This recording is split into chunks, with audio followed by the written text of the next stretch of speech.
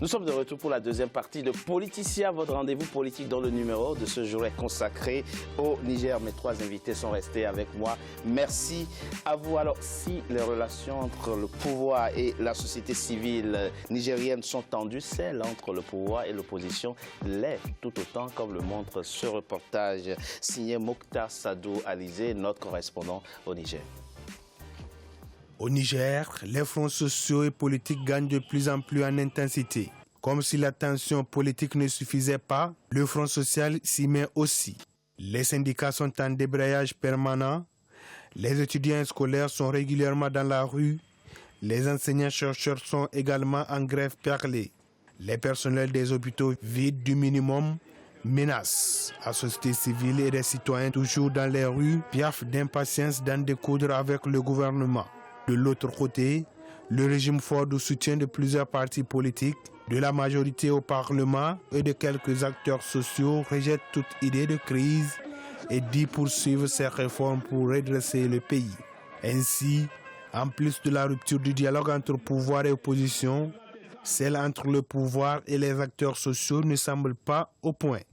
Entre autres motifs, l'application de la loi des finances 2018. Une loi qualifiée d'antisociale par des acteurs sociaux aujourd'hui écroués dans les différentes prisons du pays après le maintien d'une manifestation interdite par les autorités de la ville de Niamey, violemment réprimée. Aucune réponse du gouvernement qui n'envisage pas négocier. Non, je ne vois pas pourquoi négocier. C'est une loi qui a été adoptée par l'Assemblée nationale. Mais je crois qu'il n'y aurait, même s'il n'y avait pas eu la loi de finances actuelle, même si elle n'avait pas existé, il y aurait eu ce même type de manifestation parce que ce n'est pas la loi de finances qui est en cause. C'est la légitimité pour eux des autorités actuelles qui est en cause. Ils sont dans une dynamique du dégagisme, comme ils l'ont dit. Mais sur ce plan, ce n'est pas négociable. Le gouvernement est fondé sur des élections démocratiques légitimes. Il faut attendre la fin du mandat pour que des élections se passent et que le peuple élise. Et c'est ça le tempo démocratique. Donc nous ne pouvons pas négocier la légitimité des autorités actuelles puisqu'il ne s'agit pas de la loi de finances qui, elle, est adoptée et elle a été discutée avec l'ensemble des couches sociales concernées. Le climat politique est poreux, le front social se dégrade.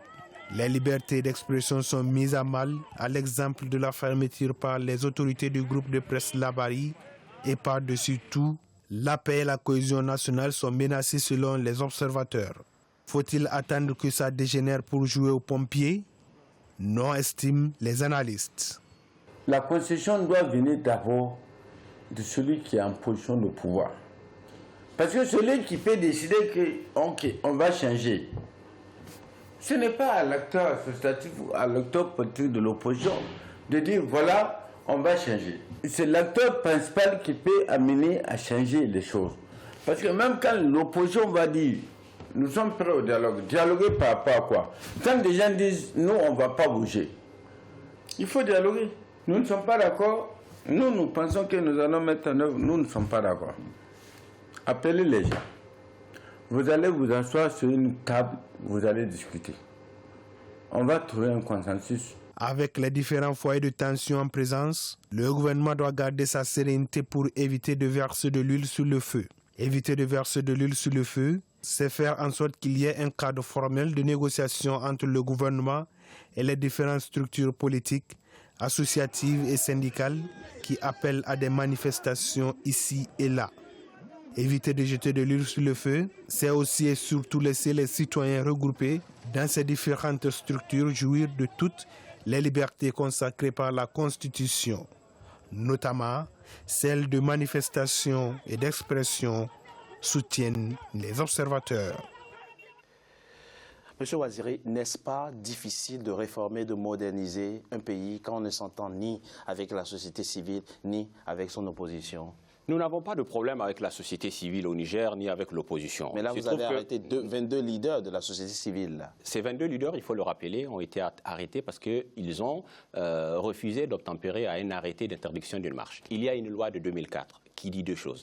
Non seulement dans son article 5, elle parle des conditions d'organisation de marche. Dans son article 5, elle dit c'est qu'on risque lorsqu'on va braver une interdiction. Donc ces gens-là sont hors la loi. Donc c'est du devoir de l'État que lorsque les gens ne respectent pas la loi, de rétablir l'État dans ce qu'elle est, dans ses prérogatives.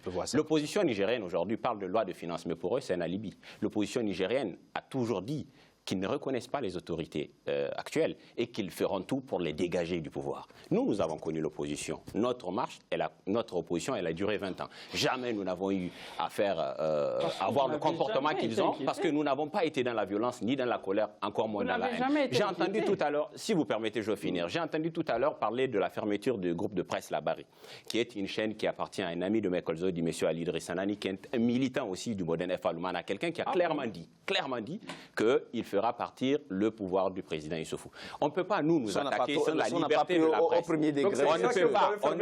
On ne peut pas, je vais vous dire. On a fermé la télé parce que le 25 mars, excusez-moi, le 25 mars, cette chaîne faisait des reportages en direct où ils organisaient des foyers de tension, où ils brûlaient des pneus. Un avocat, parmi les gens qui ont été arrêtés, intervenaient pour dire les flics sont fatigués, il faut aller de tel côté. Sur la liberté de la presse, nous sommes inattaquables. Nous sommes le seul pays qui a dépénalisé, en tout cas dans la zone africaine, la dépénalisation de la loi de la presse. Le 30 novembre, le 30 novembre, les journalistes nigériens célèbrent la journée nationale de la liberté de la presse. Vous savez pourquoi? Parce que le président Issoufou a joint la parole à l'acte en signant cet engagement. Le président de la maison de la presse au Niger dit une chose très essentielle. Il dit que le fait que le président Issoufou dépénalise la loi de presse a permis au Niger de gagner, de passer de 142e à 29e sur le classement de Reporters sans frontières. On revient à ma question. Permettez-moi juste ce point. Il dit une chose essentielle. Il dit le Niger aurait pu gagner mieux si n'eût été l'irresponsabilité de certains journalistes. Notre presse est aujourd'hui dans un état déplorable. Elle ne s'exporte pas. S'il vous plaît, Monsieur Waziri, j'ai des collègues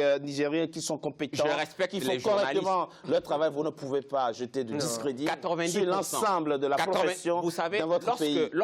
Alors ça, je ne peux pas l'accepter. Calomnie, mais moi je ne le dis pas comme ça pour faire plaisir ou pour dénigrer, non. Lorsqu'une presse calomnie en permanence d'honnêtes citoyens, lorsqu'une presse, aujourd'hui, parce que nous, on a pris cet engagement en pensant qu'ils allaient mettre de la tempérance pour qu'on ait une véritable presse indépendante qui est vraiment importante pour la démocratie. Mais aujourd'hui, elle est vraiment... Donc, vous pensez aujourd'hui que les conditions sont réunies, que les bases existent aujourd'hui pour mener à bien les réformes entreprises par le gouvernement? Mais nous, aujourd'hui, avec une opposition écartelée, une société civile... Vous savez, le président Issoufou a régulièrement tendu la main à l'opposition. Avec le Lumana, nous avons gouverné jusqu'à 2013. C'est une main empoisonnée. Cette main, elle est toujours tendue. Nous voulons la faire avec des républicains, des gens qui respectent la Constitution et qui n'appellent pas un renversement du régime par l'État.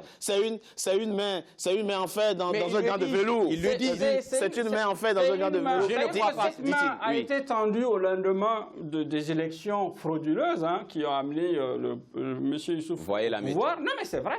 Non, mais c'est une réalité. C'est-à-dire que... Nos élections... Alors, l'intervenant, M. Moussa, l'intervenant, un des intervenants de l'élément dit, au fond, même s'il n'y avait pas eu la loi des finances, les manifestations auraient existé, l'opposition, le problème de l'opposition nigérienne... est dans son rôle... De demander le renversement du régime. Non, pas le renversement, d'opposition politique. C'est-à-dire que nous nous inscrivons totalement dans le respect des règles républicaines... En demandant le renversement du régime. Ah bon? Mais oui, mais bien sûr. Mais qui a demandé le renversement du régime? Votre parti demande... C'est-à-dire que le combat que nous menons s'inscrit pleinement dans le respect des règles républicaines. Pas du tout. Maintenant, le pouvoir, qui est dans une ambiance complètement de complotisme, se fait des idées et nous taxe de tout. Jusqu'à présent, c'est l'opposition qui subit. Nous subissons. Et aujourd'hui, quand j'entends M. Waziri parler des journalistes, comme quoi, curieusement, les journalistes étaient très bien avant 2011, mais depuis qu'ils sont au pouvoir, ces journalistes ne sont pas bien. C'est pas moi qui le dis, c'est Ibrahim Harouna, le président de la Maison de la Presse. Alors, les statistiques et les chiffres. Ce n'est pas moi qui le dis, c'est un journaliste qui le dit. Nous sommes remontés au niveau des indicateurs internationaux. 224e à 29e place. Vous aimez les chiffres, surtout quand ils sont faux. Moi, je reviens au cas du journaliste Baba Alpha. C'est très intéressant. Du journaliste Baba Alpha. Ce n'est pas véritablement le sujet. Non, justement, non. C'est un journaliste qui a été arrêté. Et pire, En fait, on lui a retiré sa nationalité nigérienne. Je suis obligé d'expliquer parce que c'est d'une extrême gravité. Je vais vous expliquer. Soi-disant parce qu'il aurait eu de façon frauduleuse. Non, admettons que ce soit le cas. Je ne peux pas vous laisser dire une telle calomnie. Excusez-moi. On le rapatride. Non, ce n'est pas vrai. Juste parce qu'il a osé. S'il vous plaît. Alors, on ne reviendra pas, si vous voulez. Je veux juste reprendre sur le point de Baba Alpha. Baba Alpha est un journaliste. Baba Alpha est un journaliste. Je vais juste expliquer. Baba Alpha est un journaliste qui a été tout le temps dans des chroniques où il était vraiment acerbe sur le régime. On ne l'a jamais inquiété. D'accord. Il a usurpé de la nationalité nigérienne et nous avons fait application des lois et règlements de la République. Très bien. On ne reviendra pas sur le point le plus important pour moi dans cette émission. Il faut quand même que je rappelle quelques chiffres, parce que quand on parle du Niger, on parle d'un pays particulier qui a un fort potentiel. Bien sûr. Vous avez 69% de votre population qui sont âgés de moins de 25 ans. Absolument. De moins de 25 ans. Absolument. Et parmi ces 69%, vous avez 3 millions qui sont âgés de 15 à 24 ans. La question aujourd'hui, c'est comment on utilise ça comme opportunité pour que ça ne devienne pas un problème. C'est ça aujourd'hui, la véritable problématique Absolument. qui se pose aujourd'hui. Est-ce que vous êtes convaincu aujourd'hui, au-delà de la question des mesures sociales, que le gouvernement est sur la bonne voie, que effectivement les réformes qui sont initiées à long terme, effectivement, auront pour objectif le mieux-être à la fois des Nigériens et surtout de la jeunesse nigérienne?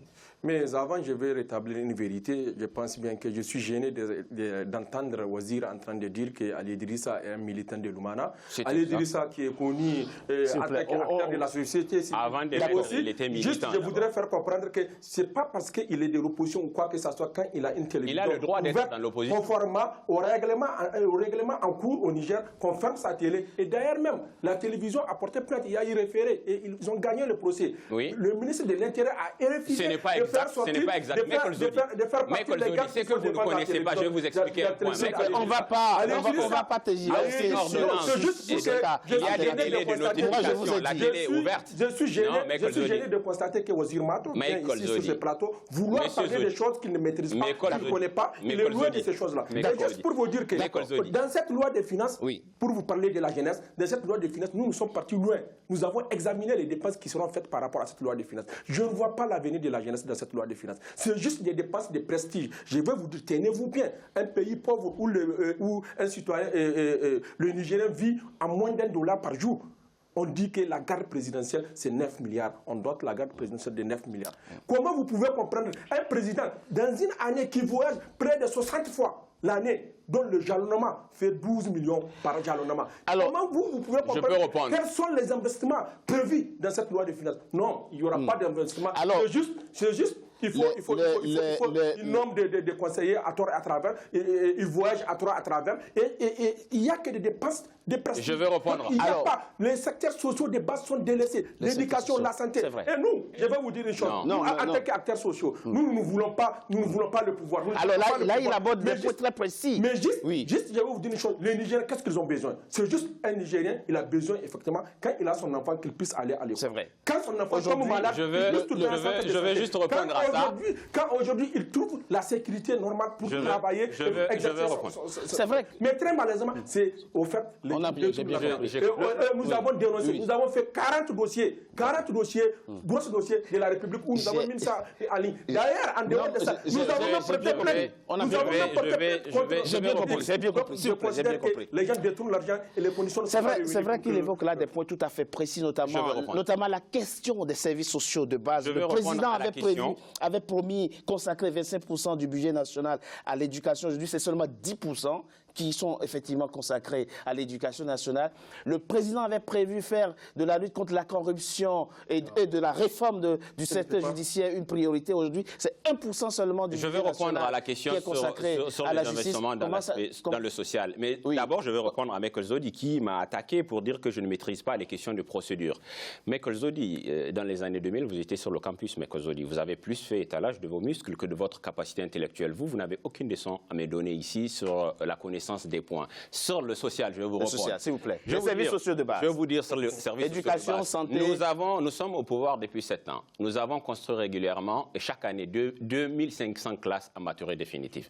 Nous avons construit dans tous les domaines de la vie et surtout les investissements structurants. Mais c'est les chiffres. S'il vous plaît, mais permettez-moi, je peux aller au bout. Allez-y. Aujourd'hui, nous avons tous les indicateurs qui sont ouverts dans notre pays. Vous pouvez voir aujourd'hui, nous avons métamorphosé toutes les grandes villes de Niamey. Et puis, si vous n'avez pas été à Niamey il y a 3 ans ou 4 ans, allez-y, vous allez voir. Nous avons triplé la masse salariale entre 2010 et aujourd'hui. Elle était de 99 milliards. Nous l'avons amenée aujourd'hui à 277 milliards. Je vais vous expliquer. Mais nous avons fait des investissements sur la santé. L'OMS, par exemple, elle demande à ce que les pays puissent avoir 8% par exemple dans les budgets. Nous l'avons porté à plus de 9%. Nous avons aujourd'hui des hôpitaux de référence à Niamey, ce qui n'existe pas. Bientôt, un hôpital qui est le plus important de la sous-région. Je vais expliquer. L'hôpital général de référence. L'hôpital général de référence qui fait plus de 18 salles d'opération et plus de 500 lits. 12 blocs opératoires. 500 lits. J'ai les chiffres, monsieur. 500 lits. Non, excusez-moi, il y a une différence de 2 points. Je peux peut-être admettre qu'entre 12 et 16, il n'y a pas grand-chose. Mais ce n'est pas ça le plus important. C'est que c'est un hôpital de référence que nous avons construit. Il n'existe pas dans la sous-région. Permettez-moi de répondre. Ça vous gêne quand on parle des progrès qu'on a vraiment enregistrés dans notre pays. Ça vous gêne. Je suis désolé, c'est comme ça. Aujourd'hui, le pays fait sa renaissance. Nous sommes en train de poursuivre la modernisation politique, asseoir de véritables institutions démocratiques, la modernisation économique, c'est-à-dire investir dans le secteur privé pour qu'il puisse absorber la masse des Nigériens qui arrivent sur le boulot. Vous faites bien de rappeler que nous avons énormément de jeunes aujourd'hui qui demandent du travail. Nous sommes en train aussi de moderniser le pays sur l'aspect social en isolant l'ethnocentrisme, le régionalisme, le rapport au travail des Nigériens. Donc, nous sommes vraiment sur le bon chemin. Je suis d'accord que ça peut gêner des adversaires, mais c'est ce que nous faisons et c'est notre bilan. Pour la troisième et dernière partie de notre émission, à tout de suite.